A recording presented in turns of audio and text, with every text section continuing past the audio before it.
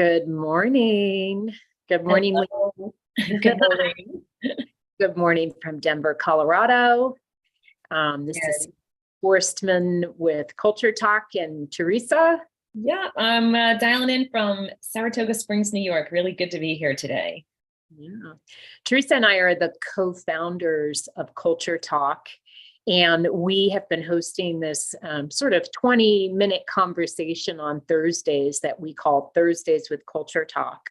And we promote that we host it most Thursdays. And in fact, we've missed a couple of Thursdays in a row. So we're excited to be back and to welcome anyone that's tuning in now or later to this workplace culture conversation. I'll give you just a brief overview of Culture Talk, right? Which in the name is talking about culture. And we recognize that while there's a lot of talk about workplace culture, it's actually kind of hard to talk about this intangible thing that we call workplace culture. And that's the business we're in. At Culture Talk, we are in the business of helping leaders and organizations make workplace culture conversations tangible. And we do it with a storytelling framework. And we have a network of partners that have certified in using our storytelling framework called archetypes to lead really critical, game-changing conversations in organizations related to how do we work together? How do we create the kind of culture that attracts and engages and helps us retain employees? How do we shift? How do we become this thriving place for human beings to be part of? So that's the work we're doing. And today we wanted to just have kind of a culture 101 kind of conversations in terms of a baseline culture audit. What is a baseline culture audit? Because one thing that we talk about is the fact that culture can be measured, which might sound a little hard to believe. But Teresa, let me pass the ball to you. Okay. Have you answered the question? What is a baseline culture audit? Okay. So much like it sounds, baseline means we're going to measure where are you today. We often refer to this as the point A, which infers that there's another point. There's a point B, there's a where we're going to. But to begin, we need to know, where are we today? Where are we starting from? And unlike some ideas, methodologies, or tools that might take a look at scores, meaning, do you have a good culture? Are you doing really well in some areas around your culture? Or are you failing or struggling in some areas? The baseline culture audit that we're talking about simply measures, how do we show up against these 12 archetype patterns, these stories? What kind of story are we living as an organization? And every story is both, got some great trajectories and characters and story arcs, and it's got some plot twists, and it's got some turns and places where we're experiencing conflict. We've got troubles, and we need to maybe shift our focus. So we're just looking at where are we today and measuring what kind of a culture do we have? What kind of a story are we living?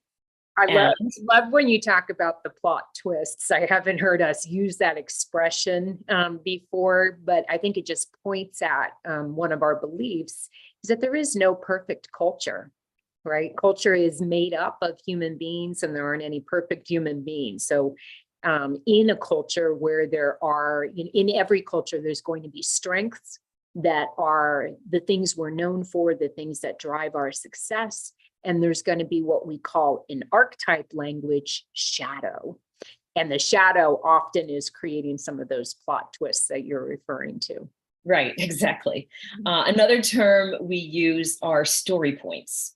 So this is a very relatable system where we're looking for evidence and story points and your experiences. And all of those are aligning to create this clear picture of what is our culture profile.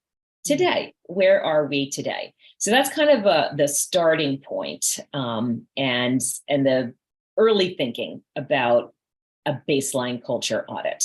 At the end of it, you will have a profile that says, today we show up as, and I'll grab an example, maybe a magician, explorer, sage culture. And for all these reasons, and with all this evidence, and for all these challenges and positive outputs, that's what kind of culture that we have at Point A. And Teresa, you described the story points, because really we think about a baseline culture audit having different, the methodology that we use is using an assessment tool, the CultureTalk Right. for Organizations assessment tool, which measures the patterns that we were discussing, a background interviews with key stakeholders in your organization, and probably at all levels of your organization, maybe as well with different customer groups and so forth. All collaborators, yeah. And that's where we're getting those story points that Teresa mentioned, right? So we're doing a process that includes quantitative measurement in a validated assessment instrument, qualitative input in terms of these background interviews. And we bring those together in a focus group where we lay all that out on the table and we say, hey, leaders and employees that are part of this organization, how does this feel, right? How do these what are those story points? And, do these things feel like what it's like to be part of this organization? Right. So just commenting on the methodology. Yeah, and I think an important point there is you talked about how we can measure culture, and that's the measure aspect of it. That workshop and the how does it feel, we talk about that as the validation. So in archetype, step number 2 is always validate. So we have measure and validate. And that validation experience is critical to this methodology. We say it's also like trying on clothes, does it fit? Here's what we found. Here's the results of the research. Here's what you said. How does it feel? Does this culture That's why I keep grabbing my coat. Like, does this magician look good on us? Does it feel like does it excite us? that we embody, right? You use the word experience too. What is the lived experience of being part of this organization? That's what we're trying to measure at culture, in culture, workplace culture. And it's also what we're trying to name in order that it become a tangible thing. So now, building off your example, we have measured magician, explorer, sage as part of our cultural profile. Now we have a language that we can share together as a team, looking at, what are the positive aspects of that profile? Yeah, what do we want to keep? Make sure that we don't lose. It's important to our identity, how we operate, our effectiveness, and how we feel. Yeah. And what are the aspects of it that are hanging us up, that are getting in the way of our success? So baseline, meaning where are we today? So Teresa, where can we go? What does point B look like? How do people undertake a baseline culture audit? What are they trying to accomplish? Where are they trying to go? Right. Many different reasons. A couple of the most recurring reasons that we see our consultants and practitioners involved include an employment brand. Companies are trying to solve for big challenges. And so an employment brand is one thing that you could create once you understand what it feels like to be here. Also, a public-facing brand. So getting clear and being authentic about the messages we deliver about ourselves, whether we're trying to attract new customers or in this recruiting, space that we are in today, the challenges of not having enough people to fill open roles. We need to get the message authentic and consistent to attract employees to our organization. That we cannot just say about ourselves, but we know we can live it because the measurement came out of what it is like to live. And your own real stories. Also, we may look at that baseline audit and find some things that we really need to change. So any kind of change initiative or a culture shift initiative are things that can also be reasons why an organization might conduct this culture audit. And then they're painting the picture. I'm sort of playing in a good background for that. They're painting the picture of our aspirational culture. Right. So here's where we are today. Here are the changes we need for many different reasons. And here's where we'd like to go. Here's what that would look like if we get there, when we get there. And now we have a path. We can create some action planning around strategic changes we're committing to help us shift the experience and change the culture. And how could you ever get there if you didn't know where you were starting from? That's it provides this like very powerful foundational starting point that we're all in agreement. We have validated that this is our profile. It's such a powerful foundation to change of any type.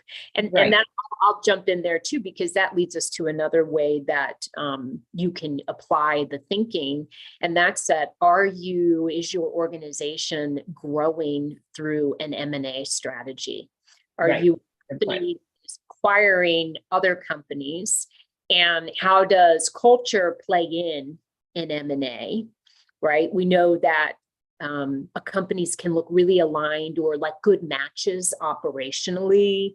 On paper, in the spreadsheets. Yes. That when they combine that they're like a plus one, 1 + 1 is 3, right? That's an awesome thing. But where they get hung up often is in the culture, that the cultures aren't aligned, that there's this underlying set of beliefs and behaviors that function differently. And suddenly they're in a marriage together and they're like, I don't know why team A is doing X because we do it this way. And they don't even realize that it's part of what's that belief system that's hard to uncover that really influences culture. So being able to measure 2 different cultures that are coming together also allows us to see where are we aligned, or where are those gaps that are going to be, probably that twists and turns to the story plot that we right.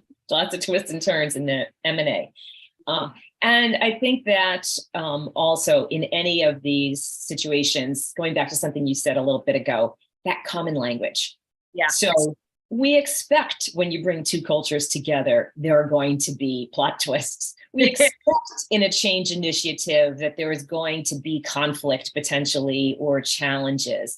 But when we have that common language sort of really drawn up through this experience of the baseline culture audit, we can quickly call out what we're seeing.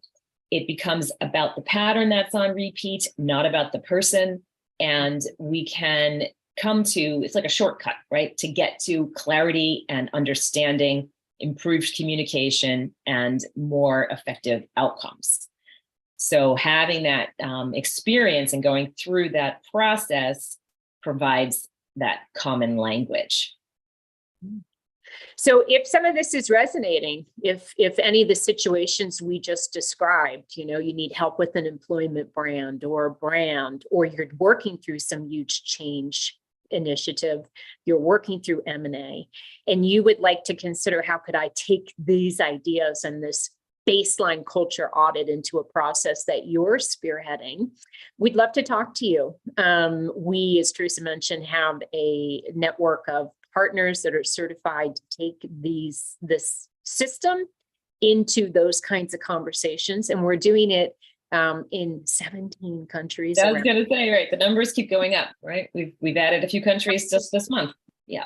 Because we as we certified these people, we just started a class with someone from New Zealand and Dubai. So that's rounding out kind of where in the world you can access CultureTalk work. But we'd love to hook you up. We'd love to introduce somebody that could help you solve your culture challenge, regardless of what vein it's in. Yeah. So reach out. Next week, we're actually going to be live again, and we're going to bring one of our certified partners, Soul. We're going to show an example of this whole culture audit and get some feedback from somebody who's been doing the work actually in Colombia. Right, in Colombia, and we'll look at the situation and what were the pain points, what were they trying to solve for, and how did the language of archetypes help them on that journey. So look forward to inviting Sol to our conversation next week. Teresa, any parting thoughts? Yeah, if you're, as Cynthia said, if you're interested in this work, if you're interested in learning how to deliver this work, please reach out to us. We have a program that helps people come through, become certified, become trained. We'd love to hear from you if this is something that would fit into your job or your consulting business, and you might be a good match for delivering Culture Talk. So we'd love to hear from you. Yeah, as we like to say, it's a simple system with accessible insights that really move conversations forward. So thanks for tuning in. Make it a great rest of your week. And we'll look forward to being back here next week. Bye-bye.